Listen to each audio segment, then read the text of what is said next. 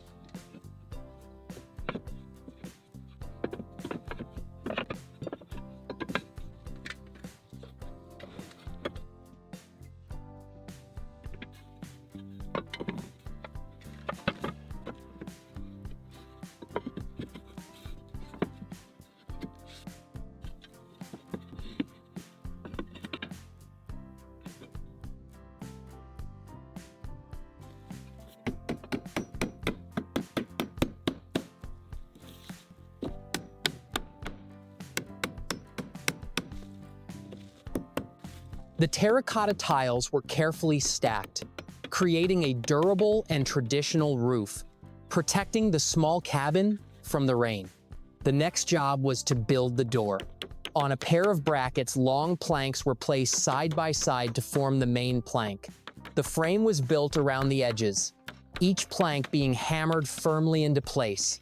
To ensure the door was sturdy and would not warp over time, a central brace was added, followed by a cross beam. Each joint was precisely marked, cut with a handsaw, and then securely nailed together. For added strength, long nails were driven all the way through and their ends were bent and flat on the other side. Once assembled, the door was transported to the cabin and fitted into the entrance. Heavy-duty hinges were installed with a hand drill, securing the door to the frame. A simple sliding latch was installed to hold the door closed, each screw carefully screwed in by hand. Once the door was hung and working, the final piece of the cabin interior was brought in. A small cast iron wood stove was carefully wheeled to the entrance, lifted inside and placed in the designated corner, ready to bring warmth to the cozy wooden shelter.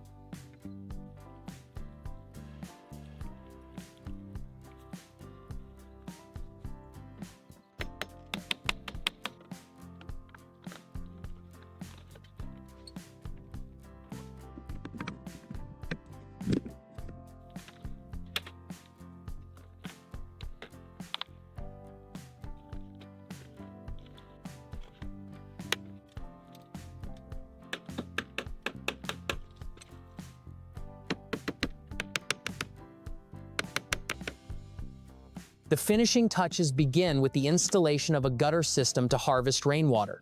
The plastic gutter is fitted with a downspout connection before being carried up to the roofline. Brackets are carefully hammered into the fascia board, and the long gutter section is then lifted and snapped securely into place. To store the collected water, a large IBC tote is loaded onto a wheelbarrow and carefully moved across the rough ground. With considerable effort, the heavy tank is maneuvered into position next to the cabin. A solid foundation is built from concrete blocks, which are checked with a level to ensure a stable base. The tank is then hoisted onto the platform. A second black tank is also brought in and set up on the opposite side of the cabin to maximize storage capacity.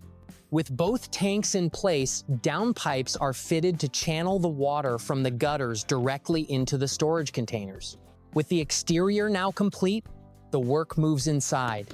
The cozy interior is measured out for shelving and a small countertop. Wooden supports are nailed to the wall, and a simple shelf is constructed. Below it, a small countertop is built, and a cutout is made to fit a small metal sink, which is then lowered into place. To make the most of the vertical space, a small wooden ladder is assembled, providing access to what will likely be a sleeping loft. Finally, a pair of simple wooden shutters are crafted and hung on the window, adding a final rustic detail to the now nearly finished tiny cabin.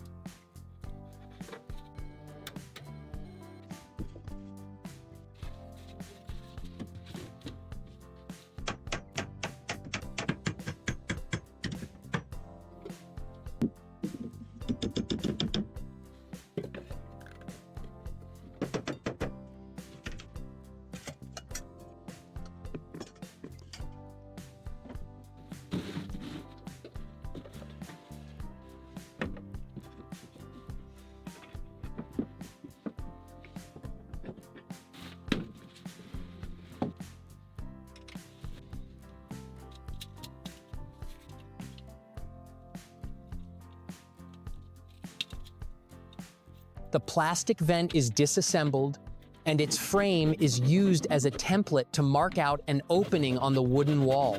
A hand drill creates pilot holes at the corners, and then a handsaw is carefully used to cut out the square opening. The vent is then fitted into the hole and secured with small nails and screws. A second identical vent is installed higher up in the loft area to allow for cross ventilation, following the same process of marking, cutting, and fastening. With ventilation sorted, attention turns to the interior furnishings. A simple shelving unit is constructed next to the door to hold brooms and tools. Each shelf is measured, cut, and carefully notched to fit snugly around the vertical supports before being nailed into place. The loft bed is then made more secure with the addition of a wooden safety rail, which is clamped in place, checked with a level, and then firmly screwed together. With the rail complete, a mattress is hoisted up and the bed is made, creating a cozy sleeping space.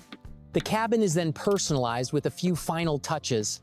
A basket is placed on a shelf, and some decorative items are arranged. For security, simple latches are added to the exterior of the window shutters and the main door. Finally, a small table lamp is rewired to run off a battery pack. The wires are stripped, soldered, and connected to a switch before being tested with a multimeter. Once the wiring is complete, the lamp is placed on the countertop, providing a warm, inviting glow to the now finished and functional tiny cabin. Thank you for taking the time to watch. See you again soon.